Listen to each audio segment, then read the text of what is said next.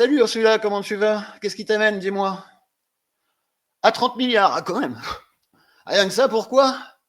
150 Gripen et 100 Rafale? Ça fait beaucoup quand même. Oh mais attends, j'ai une idée, il n'y a qu'à voler ça sur les avoirs russes. C'est pas légal, mais on s'en fout, on n'est plus à ça près, non? Bon allez, ok, j'appelle mes partenaires et je te dis ça. Bonne journée. Vous êtes sur Divergence Politique, c'est Benoît qui vous régale à nouveau, et c'est la deuxième. Regardez-moi bien ce petit bijou de 404 000 km², ce Harvard sur Dniepr, ce jeune État de 33 ans d'indépendance qui nous donne, à nous les vieux démocrates fatigués, une leçon quotidienne de vertu civique. Et oui, il fait bander tous les éditorialistes de l'Atlantique à l'Oural. Bon, côté ouest seulement. La liberté d'expression, à 11 sur 10. Zelensky, il a fait mieux qu'Orwell en un week-end. Il a fermé 3 chaînes d'opposition, puis 5, puis toutes les autres. Et hop, un seul flux vidéo national, 24-24, le télémarathon. Ouais, c'est plus qu'une chaîne d'infos, c'est une perfusion de propagande. En France, même Hanouna, il trouve que c'est trop. À Kiev, on appelle ça l'unité nationale. Ouais. C'est beau tout ça, plus besoin de zapper, plus besoin de débat, plus besoin de penser. Un seul canal, une seule vérité, un seul sourire présidentiel en boucle. Quelle chance! Ça pourrait bien plaire à Manu, ça. Bon, allez, la liberté de la presse, éblouissante. Reporters sans frontières classe l'Ukraine 61e en 2025. Juste devant, devinez qui? La Moldavie. Bravo! Les journalistes, qui enquêtent sur le régime en place, menacés, tabassés ou retrouvés suicidés de 2 balles dans la nuque. Classique local. Les imbéciles qui osent dire que la situation au front, c'est pas tout à fait gagnant-gagnant, non, trahison. Allez, coffrez-moi ça, collabo de la Russie, mais rassurez-vous, si vous écrivez que Zelensky est le nouveau Churchill, là, vous avez une médaille et un appartement gratos à Kiev. Les précédents propriétaires, ils sont restés au front.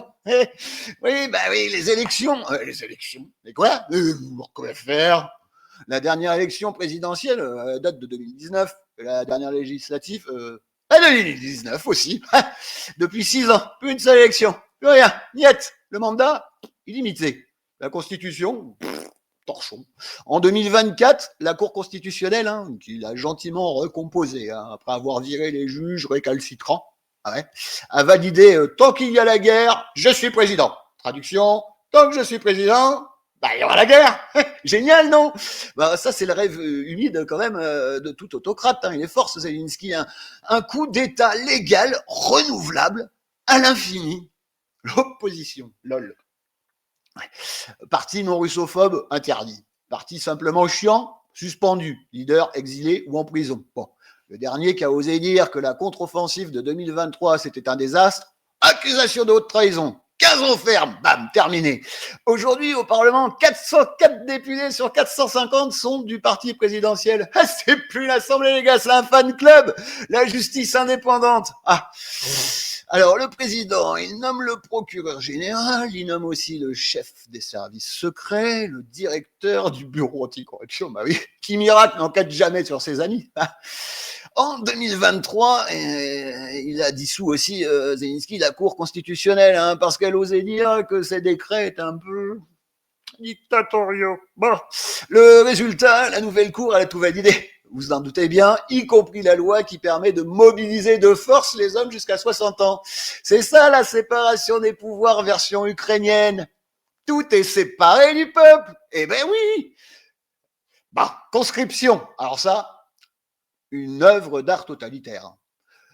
Les hommes, en fait, ils sont prisonniers du pays.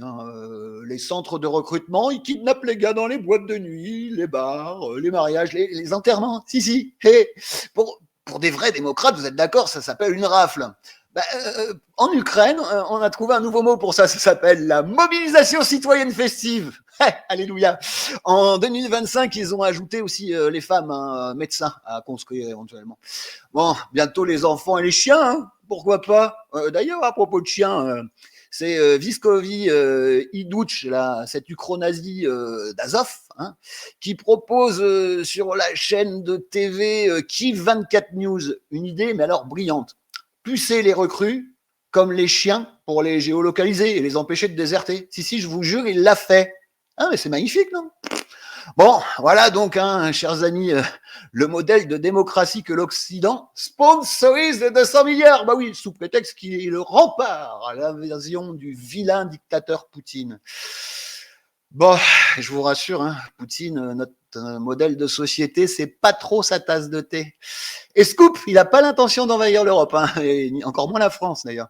Bon, ça tombe bien, hein, parce que nous, à coup de programme woke dans les écoles, tout ce qui nous reste envoyé au front, hein, c'est des licornes à moustache et le casting d'Europaul Drag Race. Bon allez, salut, bonne semaine à vous et à vendredi.